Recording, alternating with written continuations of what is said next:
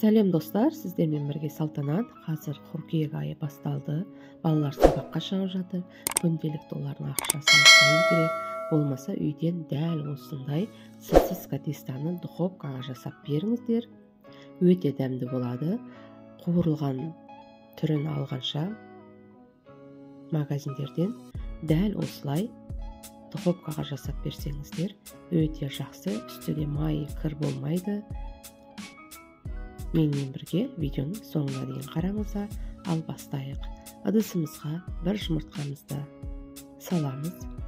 Үстіне бір қасық қантымызды саламыз. Тұзымызды саламыз. Кішкентай қасықпен 2 қасық. Енді қанты, тұзы ерігенше жақсылап араластыратын боламыз. Ал міне араласты. Енді 80 грамм жылы сүтімізді құямыз. 80 грамм ертілген сармайымызды саламыз. 100 грамм ыстықтау су жақсылап тағда араластырып аламыз. Барлығы араласқаннан кейін тағда 100 грамм суымызды құйып аламыз. Міне суымызды құйып алды. Енді үлкен қасықпен 10 граммдай ашытқымызды салып араластырып аламыз. Ашытқымыз еру керек. Енді үстіне ұнымызды салып, ұнымызды керегінше салам, мен өлшемеймін ұнды. Енді жақсылап қамыр қараймыз. Қамырымыз қатты болмау керек. Жұмсақтау қамыр болып шығу керек. Міне ақырындап ұн салып, мен илеп жатырмын.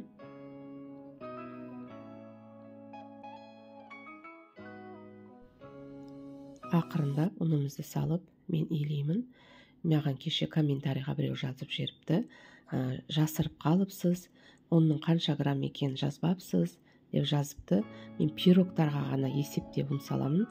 Мынандай қамыр илейтіндерге мен ешқашан есептемеймін. Міне қамырымыз ашып шықты, арадан уақытымыз өтті. 30 минутқа қалдырдым мен. Міне 30 минутта қатты ашытқан жоқпын. 30 минуттан кейін міне қамырымызды алды. Енді қамырларымызды 55 граммнан бөліп аламыз. Сонда барлығы бірдей болып шығады. Мен 5-ге 25-тен барлығын 55 граммнан тартып бөліп алдым.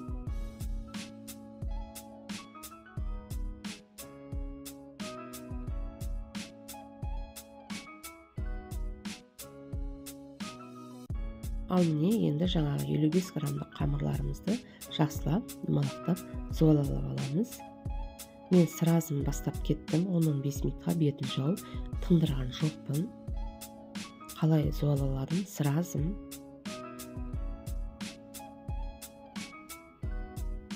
Жасай бердім. Міне зуала жасап алды. Енді бізге дәл осындай сосиска керек.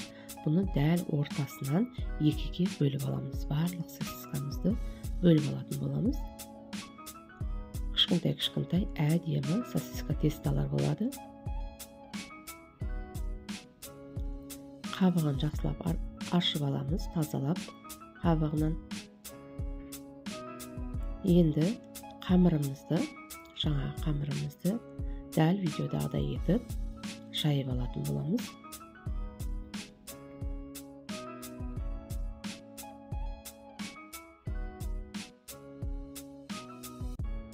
Қамырды міне дәл осылай жайып алдым. Енді жан жақтарын дұрыстап пышақпен дәл осылай кесіп шығамыз. Міне дәл осылай кесіп шықтым. Енді үстіне міне сосисканы қойып, дәл осылай орап, жан жақтарын қыстырып, жақсылап ашылып кетпеу үшін міне листімізге қоямыз. Барлығын дәл осылай жасап алдым мен.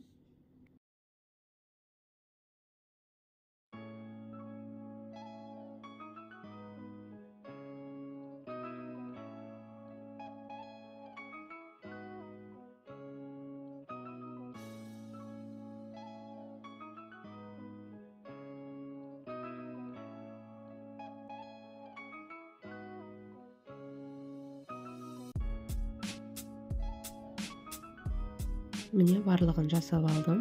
Дәл осындай шықты бізден. Енді үстіне жұмыртқаның сарысын жағып, қызып тұрған пешімізге, 200 граммдық пешімізге 25 минутқа пісіріп алатын боламыз.